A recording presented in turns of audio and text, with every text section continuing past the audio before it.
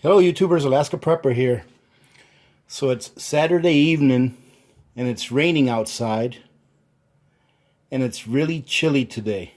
The inside of my house is probably about 65 degrees, which is awesome. The only thing is this, I can't use my outside pizza oven, but I really want to make some pizza. So today we're going to make pizza using my indoor pizza oven that fits on my range. Now, I've showcased this pizza oven before a long time ago, but I thought I'd bring you guys along for the ride, for those of you that are new to the channel.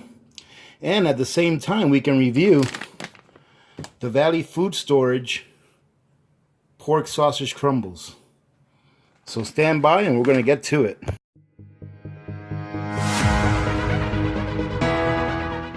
So I'm going to take you really quick on how to make a pizza dough. That is very simple.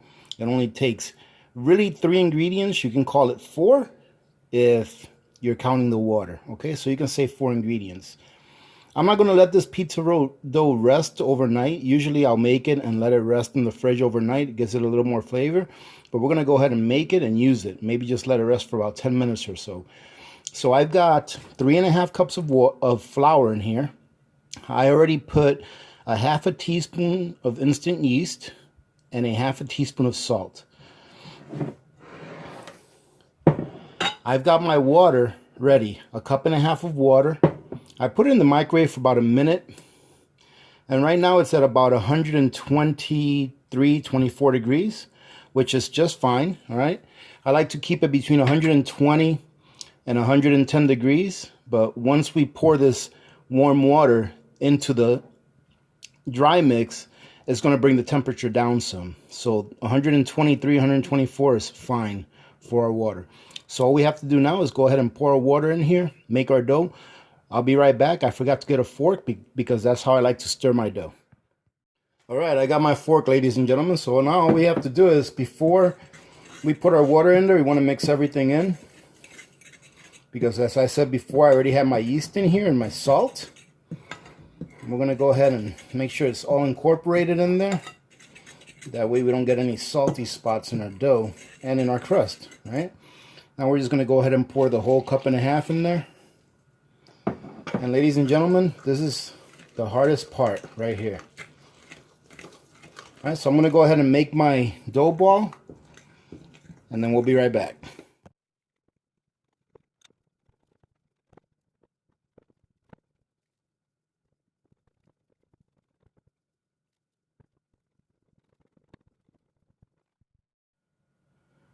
So ladies and gentlemen, as you can see, I had to put just a tiny bit more flour in there. Okay, but that's no big deal. Our dough is formed, and now we're going to set it aside, and we're just going to let it sit there for a while.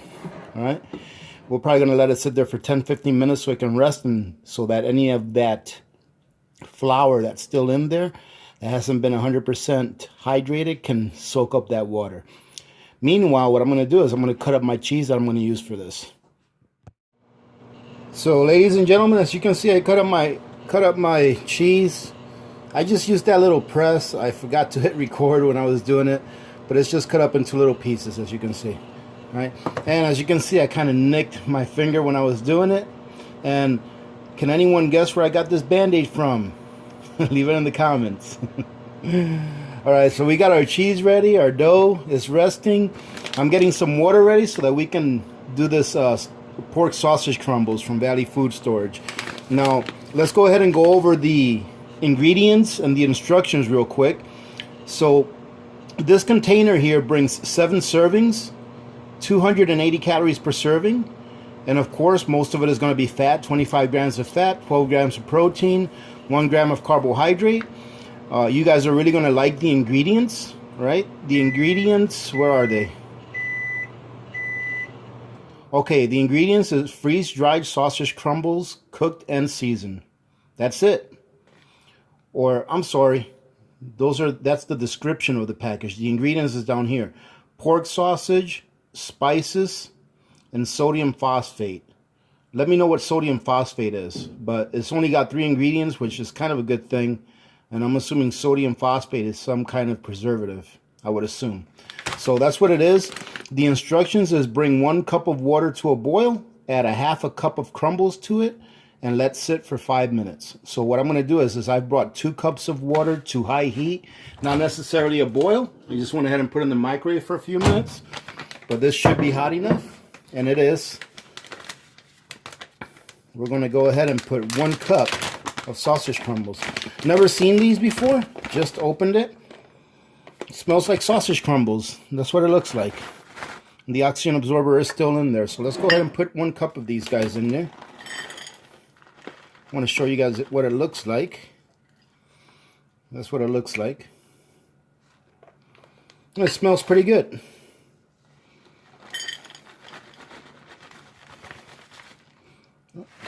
Alright, and that's 1 cup. Go ahead and seal this up.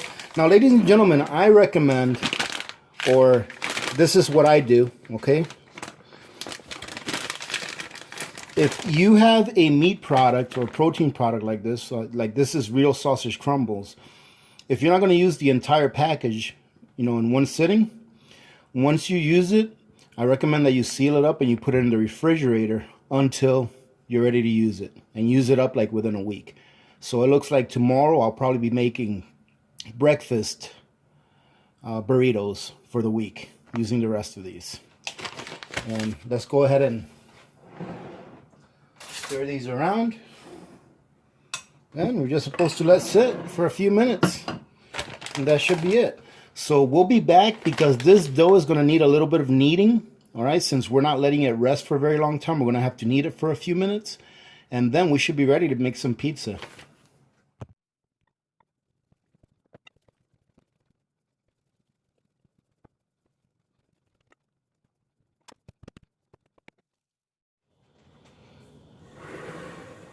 All right, ladies and gentlemen, so we got a can of sauce here. Now, I wanted to show you this sauce before I open it up. I remember buying this sauce probably about 3 or 4 years ago, or maybe more like 3 years ago. And this expired in August of 18. In August of 18, so it's been expired almost 2 years. Oh no, it's been expired almost a year, right? And we're gonna open it up and see what it looks like. Should be fine. And I remember when I bought those cans of spaghetti sauce, they were on, I guess, being liquidated for like 25 cents a piece. So we bought a whole bunch. So we still have a pretty good amount of those left. So at 25 cents a piece, not a bad deal. So ladies and gentlemen, the oven right now is at about 550 degrees. What I think I'm going to do now is I'm going to go ahead and start building our first pizza. And then I'm going to put it on this peel right here. I'm not using my really nice peel because I just don't want to use that peel all the time. It's because it's so nice. So I got a little cheap pizza peel here when I got that other oven that I got that I haven't tried out yet. So let's go ahead and start building our first pizza. What I'm going to do is I'm going to grab one of the pizza balls, one of the dough balls. I'm just going to put it in there. And I'm going to get it covered in dough. I mean, not in dough, in flour. Right, to make sure that it's not going to stick to the counter or anything like that. Put it on the counter, and you really want to work it from the inside out. Right, and this dough has come out really nice. So we're building our rim right now, and the first pizza I think I'm going to make is going to be a margarita. And I've got some fresh basil that my boss gave me. Then all you have to do, ladies and gentlemen, is just let gravity do the work. Now that you have your rim, just let gravity stretch that dough out. Now, if you want to have a really matured dough, you're going to want to put it in the refrigerator probably for at least 24 to 48 hours, I would say. And it'll be really matured, and it'll actually give it a better flavor.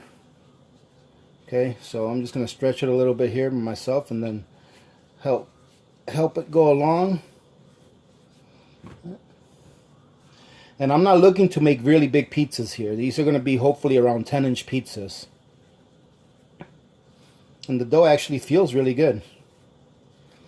And I'm not going for perfection, ladies and gentlemen. I'm not going for a perfectly round pizza. I could care less about that kind of stuff. I just want it to taste good. And I want it to be, you know, something that you can do at home that's not very expensive. And that's going to taste good. And it doesn't have a whole bunch of ingredients, you know, that it's not that great for you. Now this, to me, ladies and gentlemen, looks pretty good. Look at that. The dough is actually working. I'm going to stretch that out. And actually the sausage is already done. And I went ahead and drained it. I'm just letting it sit there. When we make our second pizza, we'll make a sausage pizza. And then we'll go ahead and try that out. So now that I got my dough stretched out as much as I want it, I'm going to go ahead and put a little bit of flour on the peel. I'm going to grab my dough, put it on my peel, make sure that it's going to slide well.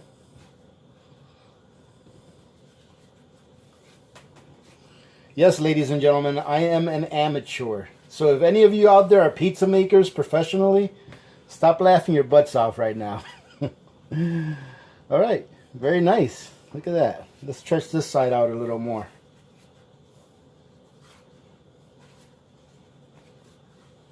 There we go. A little tear, no big deal. Pinch it off. And that's what we're going to do right there. We're going to go ahead and add a little bit of sauce. Just a little, not a lot.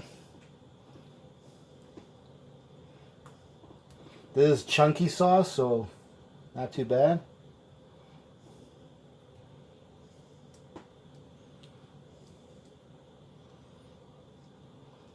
Then we're going to go ahead and add some of the cheese.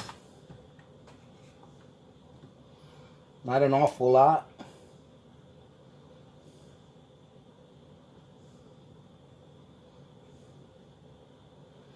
We'll put a couple of these Baileys here. I think we're going to be able to put that in the oven here any minute. Oh, look at that. We're at 600 degrees right now. Let me go ahead and slide this in the oven, and then I'll show you what it looks like while it's cooking.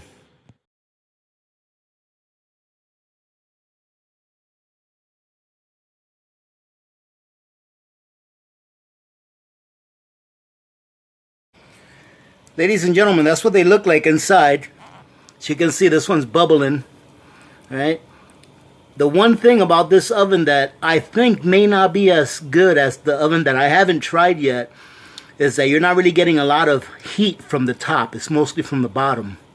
All right, but as you can see, that one there is almost done. It's been in there for about 5 minutes, and I put in that second one that you saw me put in with sausage. Let's go ahead and give that sausage a try and see what it tastes like. As you can see, ladies and gentlemen, this is what it looks like. I mean, it just looks like sausage crumbles, nothing special. It tastes just like sausage. I already tasted it. It's pretty good quality. I think it'll make really good sausage for breakfast and for pizza as well. So I would say that from 0 to 10, I definitely give this a 10 out of 10 because it does exactly what it says supposed to do. It's a sausage crumble. It rehydrated just fine. It tastes just like sausage that I cooked and put in the fridge and then I warmed up. So this is definitely a good product. So I will probably buy this again to use in the future because it is a very good product. However, there are some other brands that I have to try. So this is Valley Food Storage. I still have to try the ones that Essentials sent me. And we'll do a comparison, see how good that one is. But this right here, as far as I'm concerned, is a pretty good product.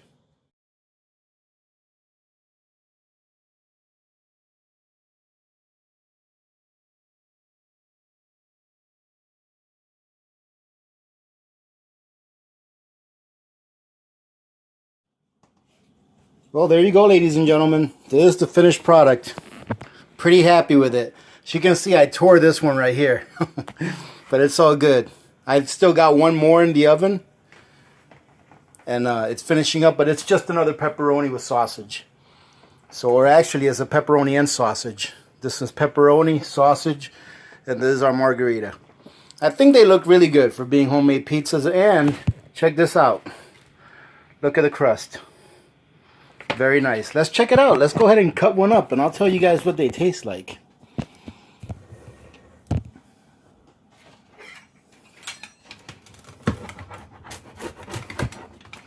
Got a little bit of crunch.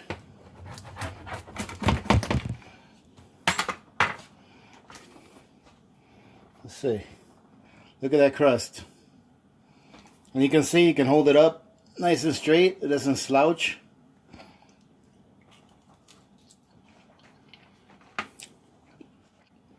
Delicious. That fresh basil, it's out of this world. That is delicious. I think I know where this one's going.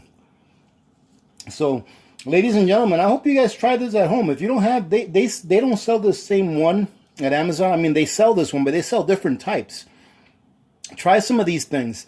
This oven, I believe, cost me, let me show it to you guys. This oven was $119 in Amazon, and I actually have it in my Amazon storefront. But where I'm getting at with it being $119 is that if you have a family of 4 and you go out to dinner, you're looking at $80 to $100 easily.